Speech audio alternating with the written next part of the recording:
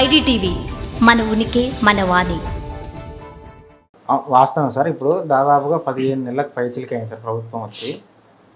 ఇంకా మీ ప్రభుత్వంలో ఇప్పటికీ మీరు కొట్లాడుకోవడం తప్ప బయట నుంచి వచ్చే కొట్లాటలను అంటే ఇప్పుడు ఇలాంటి ప్రచారాలను ఎండగట్టే ప్రయత్నం కూడా తక్కువ జరుగుతుంది. ఎందుకంటారు సార్?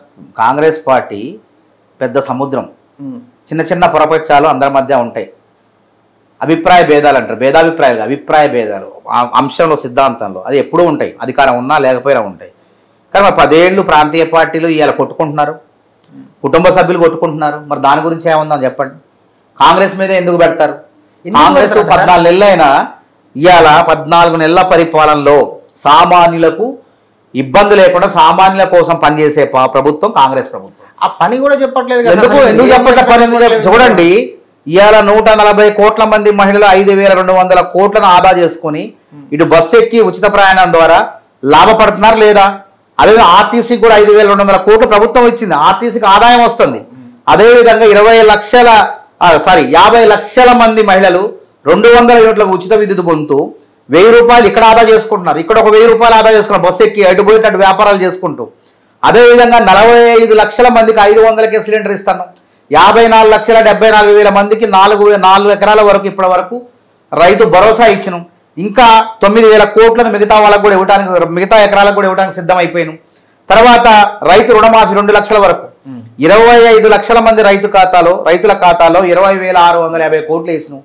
నిరుద్యోగులకు 60,000 లీకులు లేకుండా పారదర్శకంగా వేగవంతంగా నిరుద్యోగులకు ఉద్యోగాలు ఇచ్చినాం.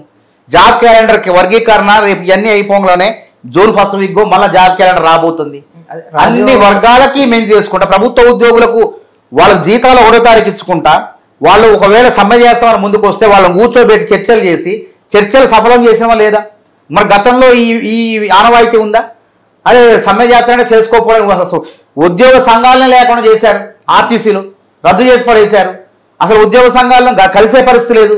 ఆ ఉద్యోగ సంఘాలే మొన్న టీవీలు చూడండి, గత ప్రభుత్వంలో మేము కలవాలంటే ఫామ్ హౌస్లో కలిసేది కాదు, ప్రగతి భవన్లో అపాయింట్మెంట్ ఇచ్చేది కాదు, ఎక్కడ ఇచ్చేది. కానీ ఇప్పుడున్నట్టు ముఖ్యమంత్రి రేవంత్ రెడ్డిని మేము 3 సార్లు భేటీ అయినాం. నిజంగా ఇది అద్భుతం సార్. 3 సార్లు భేటీ అయ్యారు, మంచిగా ఉంది. ప్రభుత్వ సంఘాలకి ప్రజలకి అందుబాటులో ఉంటున్నారు. కానీ అందుబాటులో ఉండడం వల్ల ఒక లాభం ఉంటే వాళ్ళు అడిగిన దానికి చేయలేకపోతారు కదా సార్. డైరెక్ట్ రేవంత్ రెడ్డి గారే నన్ను కోసినా నా దగ్గర రూపాయి లేదు, ఒక రాష్ట్ర ముఖ్యమంత్రి ఇట్లా అనడం ఎంతవరకు కరెక్ట్ సార్? కరెక్టే. అది ముఖ్యమంత్రి అనేవాడికి దాపరికం ఉండదు.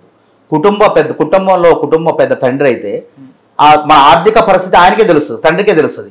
ఆ తండ్రి పిల్లలకు కానీ భార్యకు కానీ మన పరిస్థితి ఇది, మనం పొదుపు చేసుకోవాలా, ఇలా 3 పూట్ల వండుకున్న కూర ఇలా 2 పూట్లతో మనం సరిపెట్టుకోవాలి, అంటే 1 పూట సరిపెట్టుకోవాలా, దుబారా చేయొద్దు, మనం జాగ్రత్త, మన పరిస్థితి బాగా అప్రమత్తం చేస్తారు. అట్లనే రేవంత్ రెడ్డి గారు ప్రభుత్వంలో పెద్ద ముఖ్యమంత్రి అంటే కుటుంబ సభ్యులు ఉద్యోగస్తులు, వాళ్ళకి ఏం చెప్పిండు ఆయన?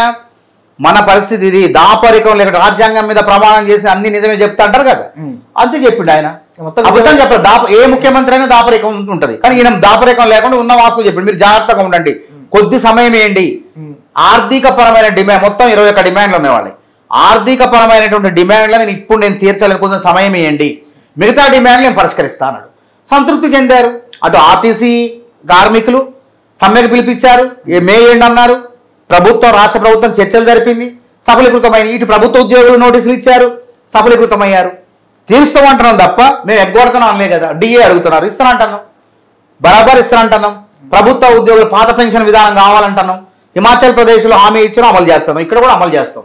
కొద్దిగా సమయం ఏంటి, ఇప్పుడు అప్పుల ఊబులో ఊరుకుపోయిన రాష్ట్రాన్ని అభివృద్ధి ఎన్ని రోజులు సార్? 15 నెలల నుంచి ఇప్పుడు అప్పులు మిత్తి ఇదే తప్ప వేరే ఏమన్నా పీల్చి పిప్పి చేసినటువంటి రాష్ట్రం ధనిక రాష్ట్రం. కాంగ్రెస్ ప్రభుత్వం కేసీఆర్ గారి చేతుల్లో పెట్టేటప్పుడు ధనిక రాష్ట్రం, 16,000 కోట్ల మిగులు బడ్జెట్ ఈ రాష్ట్రం.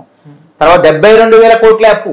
అట్లాంటిది 8.5 లక్షల కోట్లు కార్పొరేషన్ అప్పులు కలిపి వీళ్ళు మొత్తం 8.5 కోట్ల అప్పుల కుప్పగా మారిస్తే ముఖ్యమంత్రి పీఠం ఎక్కిన రేవంత్ రెడ్డి ఇవన్నీ చూసి భయపడకుండా ఏ విధంగా దాన్ని గాల్లో పెట్టే ప్రయత్నం చేస్తాడు. ఏ రోజైనా ప్రభుత్వ ఉద్యోగులు జీతాలు ఆగుతున్నాయి, సంక్షేమ పథకాలు కూడా కొనసాగిస్తున్నాం కదా, 1-2 ఉన్నాయి.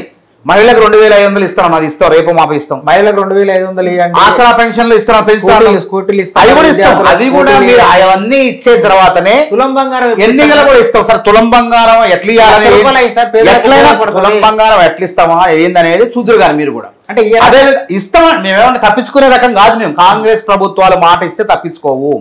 ఈ దేశంలో ఈ రాష్ట్రంలో 20 లక్షల ఎకరాలు పంచింది ఇందిరాగాంధీ, దామోదరం సంజీవయ్య, కాంగ్రెస్ ప్రభుత్వాలు. అదే విధంగా 20 లక్షల ఇందిరమ్మ ఇల్లు కట్టింది కాంగ్రెస్ పార్టీ ఈ రాష్ట్రంలో, కాంగ్రెస్ ప్రభుత్వాలు. ఇప్పుడు కూడా 25 ఏళ్లలో 20 లక్షల ఇందిరమ్మ ఇల్లు కట్టి ప్రజల ఆశీస్సులు పొందేది కాంగ్రెస్ ప్రభుత్వమే. ఎక్కడ కూడా ఎగ్గొట్టకూడదు. చిన్న చిన్న అన్ని కూడా అందుకే ఆర్థిక ఏమంటారు రేవంత్ రెడ్డి గారు 18,500 కోట్ల ఆదాయం వస్తుంది, ఇది సరిపోవట్లేదు. ఉద్యోగస్తుల జీతభత్యాలు సరిపోతున్నాయి, అప్పులు వడ్డీలు తిరగడం సరిపోతుంది, కనీసం 22,000 కోట్ల రూపాయల ఆదాయం వస్తే సరిపోదని చెప్పి ఆయన పేద ప్రజల పైన పన్నులు వేయకుండా, భారం పడకుండా, విద్యుత్ ఛార్జీలు పెంచకుండా ఆయన రిజిస్ట్రేషన్ వల్ల కొంత ఏమైంది, భూమాత వచ్చింది ధరణి పోయి, దానివల్ల ఆగిపోయింది. రేపు భూమాత సక్రమంగా రేపు మాపు అవుతుంది, 1 నెల 2 నెలల్లో అయిపోగానే ఇబ్బంది ఉండదు. ఆర్థికంగా రాష్ట్రం రిజిస్ట్రేషన్ల ద్వారా ఆదాయం పుంజుకుంటుంది. ఇప్పుడు ఎక్సైజ్ దాంట్లో కూడా కొంత ఆదాయం పెంచే కార్యక్రమాలు జరుగుతున్నాయని తెలిసింది. అదే సార్, అదే 40 ఫుల్ బాటిల్ 40